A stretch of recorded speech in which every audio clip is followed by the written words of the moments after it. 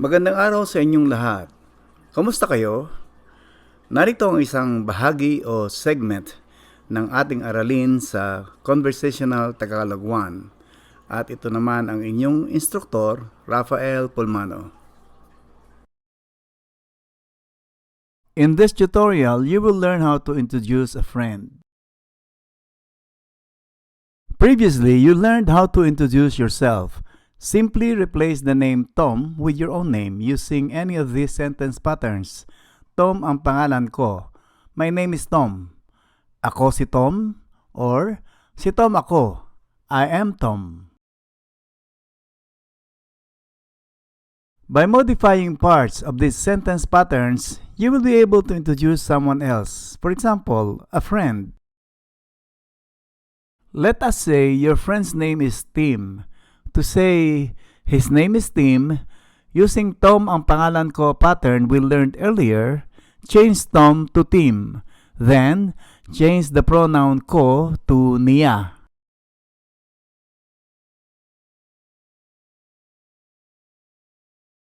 Tim ang pangalan niya, meaning his name is Tim. Likewise, change ako si Tom. I am Tom. To siya si Tim. He is Tim. Si Tim siya. He is Tim. Simply replace the name Tim with the name of the person you want to introduce. One more time. Everyone, please join me. Tim ang pangalan niya.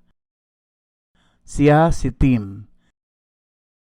Si Tim siya.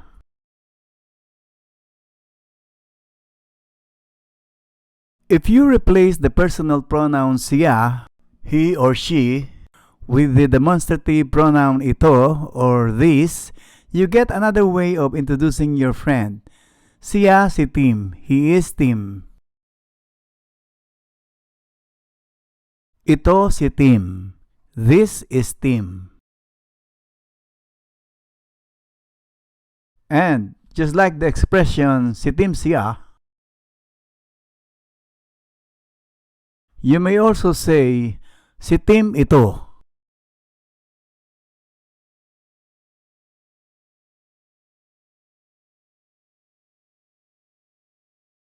Let us review.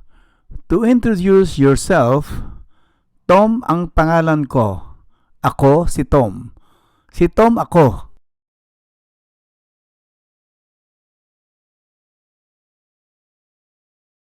To introduce someone else like your friend, Tim ang pangalan niya. Siya si Tim. Si Tim siya. Ito si Tim. Si Tim ito.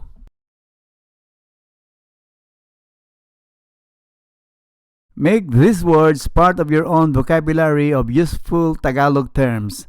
Ang, a common noun marker in English, the. Si, a proper noun or name marker.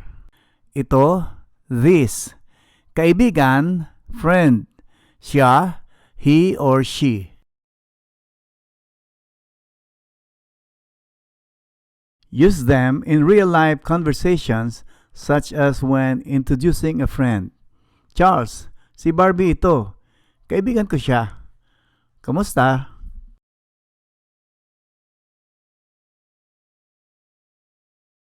By this time, you should be able to introduce a friend.